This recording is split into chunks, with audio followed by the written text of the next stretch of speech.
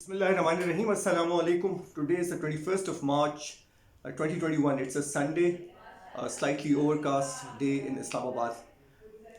On Thursday, last week, there was a conference in Moscow which was called the Extended Trioca to decide or pave the way for the peace talks in uh, about Afghanistan, because these peace talks, which were earlier happening in Doha, Qatar, had been sputtering along and not proceeding very well. There have been mixed signals from the new American administration about the date of withdrawal. Trump had promised that all his troops would be withdrawing from Afghanistan on the 1st of May 2021, and this was according to an agreement, a landmark agreement, which was signed between the Taliban and the uh, government of the United States of America in Doha on the 29th of February 2020. Uh, uh, Biden is having second thoughts about it. He says that it would be a very tough decision. In the Moscow talks, all four leaders of China, Russia, uh, Pakistan called upon the Afghan Taliban to halt uh, operations, military operations in Afghanistan. They asked the Taliban not to open up a spring offensive or a summer offensive. Already there's a spike in violence in Afghanistan.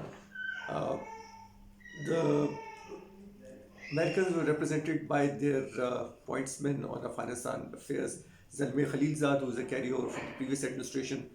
The Pakistani representative was the special envoy on Afghanistan, former Ambassador Mohammad Sadiq, and the Russian host was Amir Kabulov. I suspect he has Afghan heritage, and there was the Chinese representative also. All four asked the Afghans to not to continue with the violence, and there has also been talk of an interim government. This Moscow talks will be uh, succeeded by talks in April in Turkey, which will again take up the issue of peace in Afghanistan.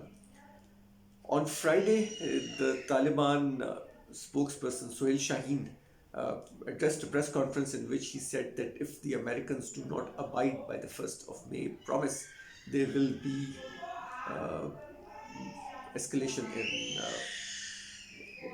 violence. These were his thoughts on if there is no withdrawal of foreign forces from Afghanistan.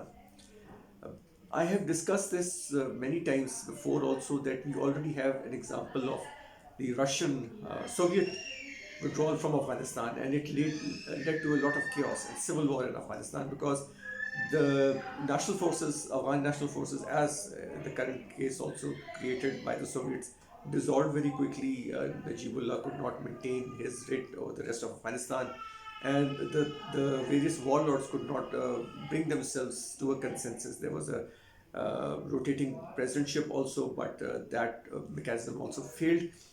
And at the end of the day, Pakistan suffered because the refugees continued to pour into Pakistan. Pakistan cannot afford that kind of situation once again. Pakistan has an economy which is not doing well.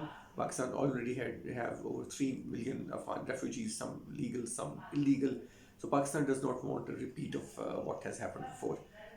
It would be best if there is some solution to it. It would be best if Ashraf Ghani does not insist on his rigid stance. It would be good if the Taliban do not insist on a rigid stance. It would be good if all Afghan stakeholders come to the table together, discuss, thrash out their problems, and come to a logical conclusion. Peace in Afghanistan is for the good of Afghans, it is for the good of Pakistan, it is for the good of all regional and international players. That's all from my side. I'll be looking forward to your comments. Thank you very much.